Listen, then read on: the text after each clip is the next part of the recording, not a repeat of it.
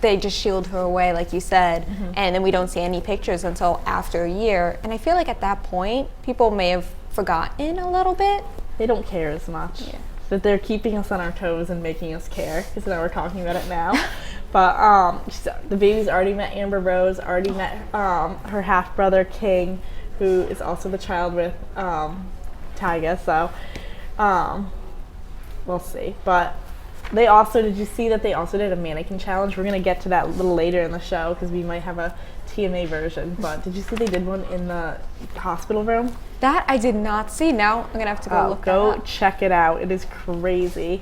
All right, so back to the politics, but we're going to check in with John, who has some fun facts with us about our new president-elect, Donald Trump.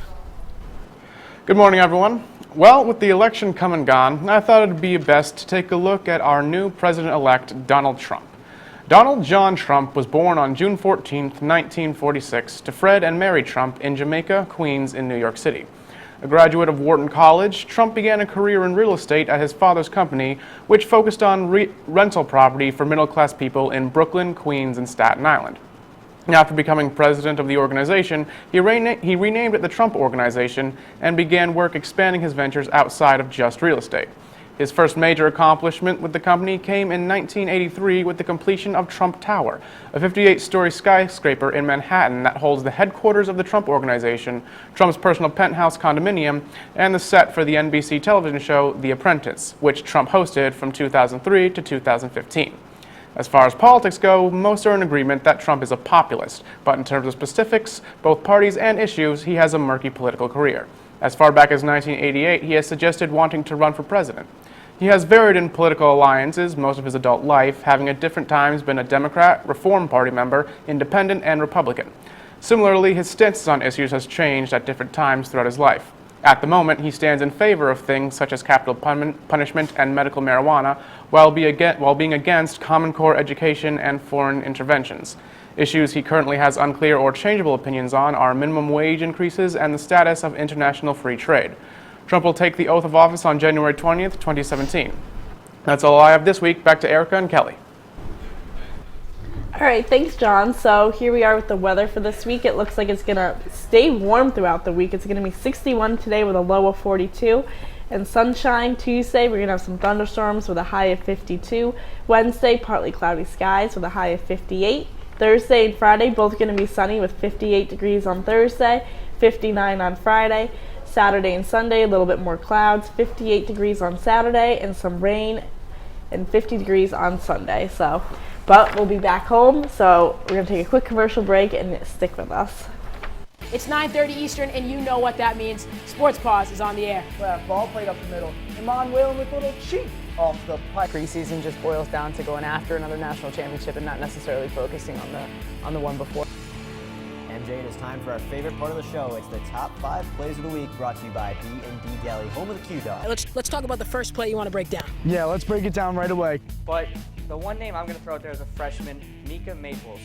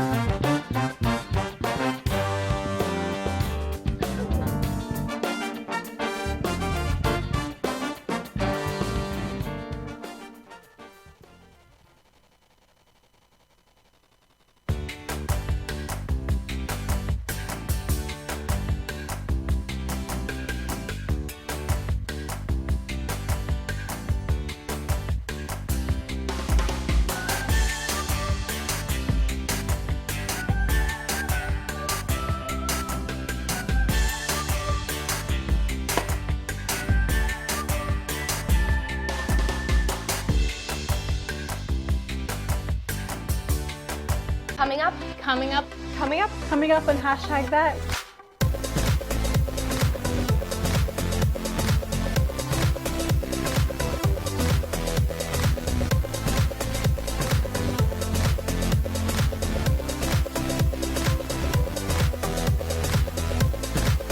We are your source for Quinnipiac's entertainment news.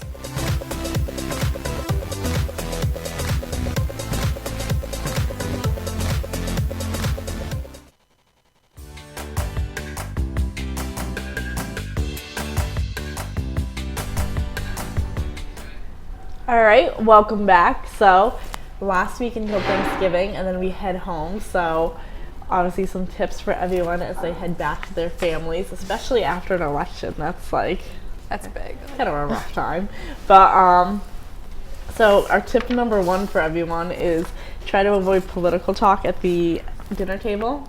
That can get very awkward if like your family members, for example, have a different view on what's going on than you, or even if just one person has a different view, it could be very awkward for that one Create some person. tension. So if people decide they do want to get into politics, maybe wait and save it for dessert, or save it for after everyone's had some dinner. Maybe not right at the dinner table while you're eating. Try to make that like a fun time. You haven't had a home cooked meal in a while.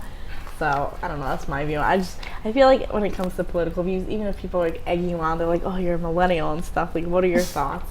It's gonna have to be like, I'm not changing your views, you're not changing mine that much, so I understand where you're coming from, but I don't know. But also people, they're gonna ask the funny questions like, what are you doing with your life? Are you getting internships? Do you have a job? Do you have a boyfriend? Like what are we, you have to kind of be ready with those answers, you know? Especially the family that like isn't your immediate family. Anyone that's coming in for Thanksgiving or that you're going to go see for Thanksgiving, you're going to get those constant questions of how's school going and all of that. And it can be a lot. It can be a lot. I recommend maybe they sell shirts online that say, I don't know what I'm doing with my life, I don't have a job, and don't ask me about my relationship status. So I don't know, I think those shirts might be helpful. Just kind of like stick it to the man with your family. I'm almost tempted to type up like an FAQ sheet for my family just so I'm not answering the same question all the like time. hand it out at everyone at dinner time. Like put it on, everyone gets like a placemat and everyone gets like an FAQ on Erica, you know?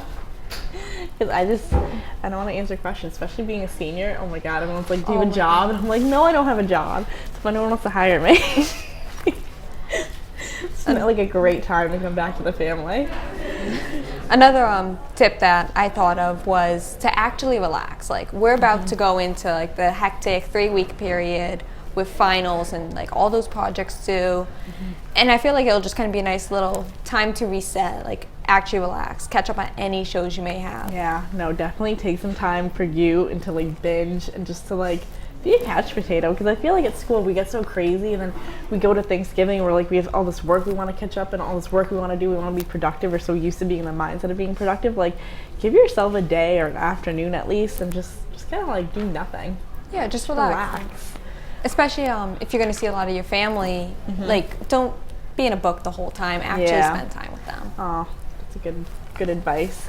All right, so we are going to toss it now to some more Thanksgiving tips with Eat This and Not That with Ariel.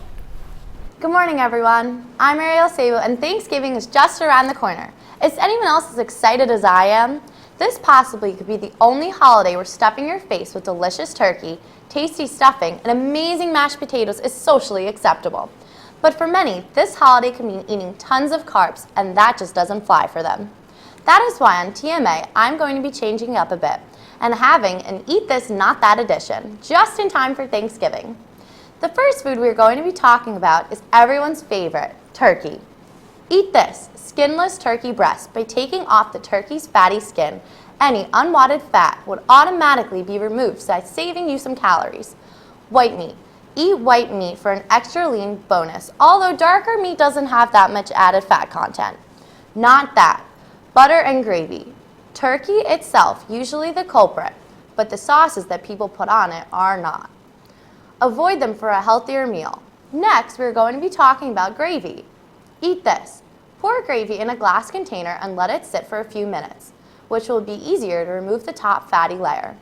Not that. Canned gravy. It's usually high in sodium and has a lot of fat content. Item number 3 are those yummy and delicious vegetables. Eat This. Raw veggies with no added sauce are always a healthier choice. Not that. Vegetables with butter. Don't put in too much butter on those veggies, too high in calories. One of my favorites we are going to be talking about now is bread and stuffing. Eat This. Bread rolls. Sadly, most rolls contain refined grains and are very detrimental to your diet. Have a piece of whole grain bread if possible. Stuffing, try only take little small portions of stuffing to save yourself from the high calories. But remember not to deprive yourself of its savory goodness. Not that. White bread rolls and stuffing made with mostly bread. Also, no added veggies or smothered in butter. Lastly, we're going to be talking about everyone's favorite, dessert. Eat this, pumpkin pie. While not the healthiest of the foods when it comes to desserts, pumpkin pie has the lowest calories at only 335 a slice. Also, pumpkin is an antioxidant that improves skin tone and improves your immune system. Not that. Other pies, such as apple or pecan, are too high in calorie. Each slice contains 400 to 500 calories per piece, so stick to those yummy pumpkins instead. Boy, after talking about all this food, I am sure I'm hungry now. Quinnipiac, I hope you enjoyed this special segment. Now let's get back into the piazza for more exciting news. Have a happy Thanksgiving, everyone. All right, thanks, Ariel. Those are some great tips. So definitely looking for the dinner table. So back to the mannequin challenge, as we talked about. Obviously, Blac Chyna did one when she was in the hospital room, but have you seen any other ones? One really cool one that I saw was all these gymnasts at a gym, and it looked like it was just middle of their training. And mannequin challenges, I don't know, I find them to be a little interesting just because it's like a 360 picture. But this one, like, there were people just in handstands, like mid jumps, and it was just really interesting. Did you see the one with Michelle Obama and the Calavera? I can't speak this morning, but that one was so cool with they just were like in the White House doing their thing. So I thought that one was neat. That one I did not see. That's another one I'm gonna have to go look at. Yeah. What else? The Late Late Show with James Corden. They did one. Paul McCartney. That one was funny because they play it to Black Beetle. So obviously he was a Beatle. It was back in the day. So I thought that one was funny. It was just like him at his piano, just like a all around.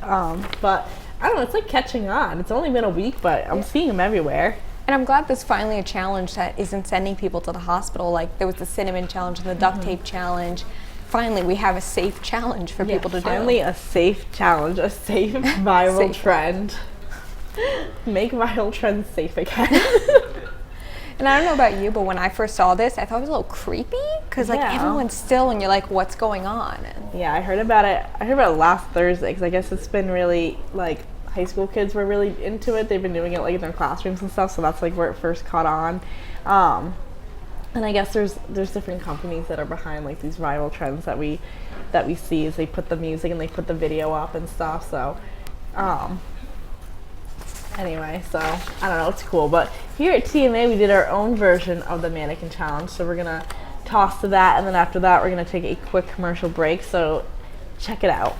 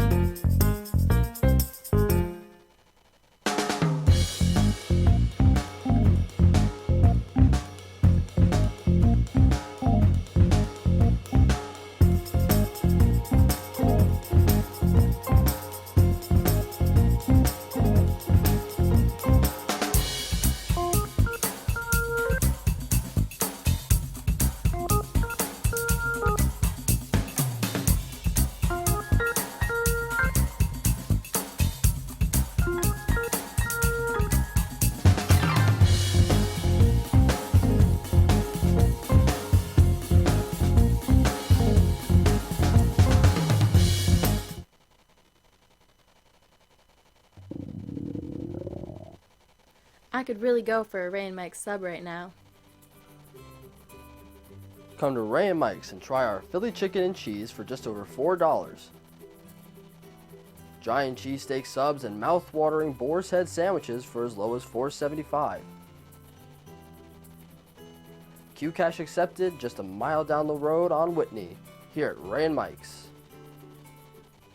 Coming up on Bobcat Breakdown. Coming up on Bobcat Breakdown. And welcome into Studio 125. So what? So what? If you score 40 points in a basketball game, we all know you play Quinnipiac Intramurals. We all know you love to shoot the rock. Well, if you think that's the most ridiculous thing you've ever heard, what I'm about to say, I guess, is going to be pretty ridiculous in your book. But I'm going to say yes, there is a controversy. I'm getting ready to punch the ball as it lands right in front of another Monmouth player. All this and more. Coming up on the Q30 Newscast.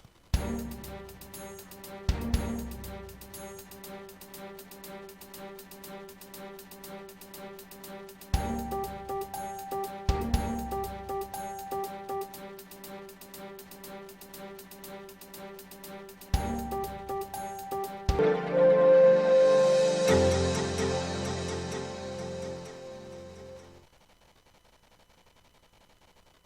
up, Coming up on hashtag that.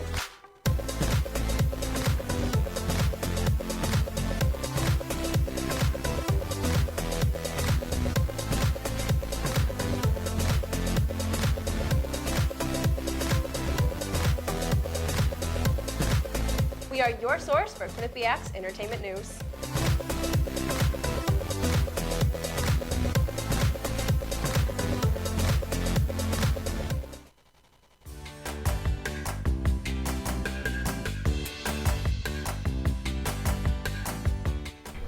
Looking for a new way to Snapchat? We're going to toss it now to Mike, who has your latest tech news. Thanks, guys. Mike here with the latest tech news. And our first bit of news is gaming news. Last week, Nintendo released the NES Classic, a mini console that has retro video games pre-installed. The nostalgia-inducing game system plugs into your TV using an HDMI cable and has a reasonable price of $59.99. However, Nintendo can't seem to make enough of them, though, because within just hours of its launch, the NES Classic was sold out on major retailers such as Amazon and Best Buy. Nintendo has had problems in the past of not being able to keep up with the demand of its products, with the original Wii being another classic example. Moving on to some NASA news, last week NASA completed the James Webb Space Telescope, a technological feat that will replace the aging Hubble telescope. The James Webb is made of a 21-foot diameter mirror array and is able to collect 7 times more light than the Hubble. The new telescope costed $8.7 billion to make and will operate at about 1 million miles above the Earth's surface. NASA plans to use the new telescope to search for new planets that may be suitable for life, as well as to study new questions about the universe. The James Webb Telescope is scheduled to be launched into space in October 2018. Also, last week, Snapchat Incorporated, the company responsible for Snapchat, released a new product called Spectacles, which are sunglasses with a built-in camera that records 10-second videos with the push of a button. They sync with the user's phone for easy sharing. To release them to the public, the company set up a few custom vending machines called Snapbots around the world. Los Angeles was one of the first locations to receive the Snapbots. And the new wearable tech was sold out after a short period of time. If you really want a pair, however, they can be found on eBay for just under $1,000, which is a very large markup compared to the $130 one would pay if the Spectacles were bought from a Snapbot. Well, that's all for the tech news I have this week. Back to you guys in the Piazza. All right, thanks, Mike. So we'll definitely have to check out those Spectacles. So speaking of spectacles, actually not really, but the paparazzi, I guess, have been harassing Harry Styles' new, like, quote-unquote girlfriend, or like his alleged girlfriend, Prince Harry. So basically, he released this official statement, or like Kensington Palace did, saying how they like to respect her privacy and how he's always had a good relationship with the paparazzi and always felt support, so he would expect the same courtesy to be extended to her and all this. So I don't know, what are your thoughts on that? I think like it's kind of sad that I feel like paparazzi, maybe even us sometimes, we forget that these celebrities, although they are celebrities, they're still people. They still like have a right to privacy and to just live their life. And I feel like paparazzi going to these people's doors just because they're celebrities or they're dating a celebrity, I think it's a little, I don't know. Yeah, I don't know. I think the line blurs a little bit. I mean, if you're going out there and you're dating Prince Harry, then I think you kind of open the door for a little bit more coverage and media at your doorstep. At the same time, there also has to be a balance where they need to understand that you can't be, you know, harassing and threatening someone constantly, and like be so over the top that a statement needs to be released reminding you how to be like normal paparazzi.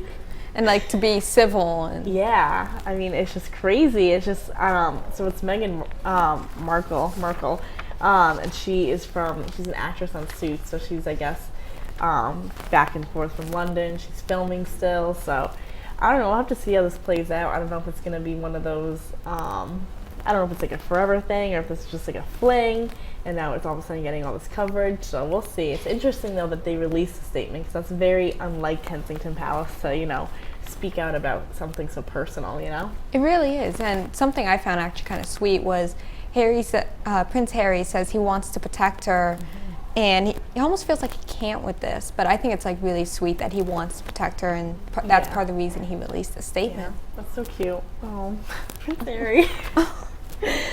But I don't know. We'll see. We'll see how it plays out. We'll see. I mean, I'm sure. I mean, we saw it with Kate when anything that had to do with Kate was covered. So I just think it kind of comes with the territory. But it's just unfortunate that it came so strong. You know? Yeah. And I mean, there's like pros and cons to everything. Like, I'm not rich and famous. I don't have a ton of money, but I don't have paparazzi knocking on my door. So I don't know. 0 to 100 probably real fast. Yeah. So. All right, well, we are going to toss it now to Vinny with a movie review. So, Vinny, what do you got for us? Thanks, guys. I'm Vinny with your movie review. So, we're now 8 years into the mega successful Marvel Cinematic Universe, which means movies like Doctor Strange can get made. Directed by Scott Derrickson, Doctor Strange tells the story of neurosurgeon Stephen Strange, played by Benedict Cumberbatch, who ends up getting into a nasty car accident, leaving him severely injured. He then goes on a healing journey. Doctor Strange is, simply to put it, a blast, and the performances all around are pretty great, which you expect at this point in a Marvel movie. You know, they know how to cast their movies. What Strange does to differentiate itself from other Marvel flicks is how trippy the visuals are and how inventive it is with his action sequences. Another great thing about this movie is that it's just a ton of fun from start to finish. The world building that's going on in this film is also really impressive.